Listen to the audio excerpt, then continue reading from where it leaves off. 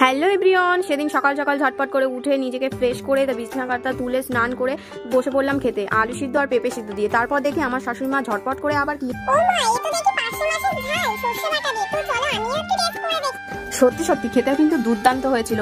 তো রেসিপিটা পরে একদিন তোমাদের সাথে শেয়ার করবো। তো আমি কিন্তু খেতে বসে গেলাম, আর তারপরে আমার শাশুড়ি মা নিয়ে এসেছিল চিকেন বলতে পকোড়া করার জন্য। তো আমার ভীষণ চিকেন খেতে ইচ্ছে করছিল, তাই আমি ভাবলাম 2-4 পিস আমি আজকে ছোট ছোট চিকেন রান্না করে খাই। তো আমি রান্না করতেও চলে গেলাম, আর এই দেখো রান্না করা শুরু করে দিলাম। আর এর মধ্যে আবার 2 পিস কষা খেতে ইচ্ছা করলো, তাই একটু কষাও খেয়ে নিলাম। বা তারপরে নিজের রান্না নিজে কি বলবো, খুব সুন্দর হয়েছিল দেখে মনে হচ্ছে। আর তারপরে দেখি হট করে বৃষ্টি নেমে আসলো বিকালবেলা, আর আমাদের বাড়ির সামনে ঘুম থেকে উঠে দেখি জল জমে গেছে।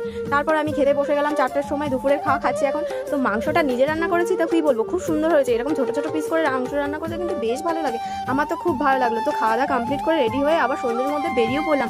আর এখানে দেখো আমাদের পাড়ায় পুজো হচ্ছে, সেখানে দেখি লাইটিং করা। তো লাইটিংটা খুব সুন্দর লাগছিল। আর হাঁটতে হাঁটতে এখন চলে যাচ্ছি আমাদের প্রিয় স্টেশনে মসলন্দপুরে। এবার আমরা ট্রেন ধরে কিন্তু আবার যাবো গোবরডাঙ্গাতে। তো ওখানে যে দিদিভাইদের সাথে মিট করবো স্টেশনের উপর যে। তো দেখো ফাইনালি দিদিভাইদের সাথে আমার মিট করা হয়ে গেল। আর তারপরে আমাদের ট্রেনটাও চলে আসলো, আর ট্রেনে কিন্তু আমরা ঝটপট করে উঠেও পড়লাম। আর উঠে দেখো আমরা গোবরডাঙ্গা স্টেশনে নেমেও গেল। আর নেমে আমরা কিন্তু হাঁটা শুরু করলাম। শুনলাম এখানে নাকি একটা হাট বসে, তো চলো একটু যেয়ে দেখা যায়। তো হাটে যেয়ে দেখি বাবা কি দাম আর কি কাদা, এমন কাদা তো মনে হয় কখনো দেখিনি, সেরকমই মনে হচ্ছে। কিন্তু যাই হোক যেতে যেতে দেখলাম পুজোর প্যান্ডেল, আর গড়পাড়ার প্যান্ডেলটা খুব সুন্দর হয়েছে, তাই একটু দেখেও নিলাম। কিন্তু পরে কি আসতে পারবো সেটাই ভাবছিলাম। তো যাই হোক প্যান্ডেল দেখে এখানে কিছু আমরা কিনতে পারিনি। তারপরে আবার চলে গেলাম গোবরডাঙ্গা বাজারে। তারপর সেখান থেকে জুতো আরও অনেক কিছু কিনলাম, তো সেগুলো বাড়ি যেয়ে দেখাবো। জুতোটা যেহেতু আমাদের না দিদিভাইরা কিনেছে। আর এই দাদা দেখুন অমনি আমার সামনে চলে আসলো ভিডিও করার সময়। আর এখানে কালেকশনগুলো খুব সুন্দর ছিল, কিন্তু আমার তো খুব ভালো লাগছিল। আর এখানে দেখো নিজের হাতে তৈরি করা এই জিনিসগুলো খুবই দেখতে ভালো লাগছিল, কিন্তু এনার ব্যবহারটা আমার খুব খারাপ লেগেছে। যাই হোক যা গরম পড়েছে তাতে একটা কোল্ড ড্রিঙ্কস কেনাই ভালো, তাই একটা কোল্ড ড্রিঙ্কসও কিনে নিলাম ছোটো দেখে।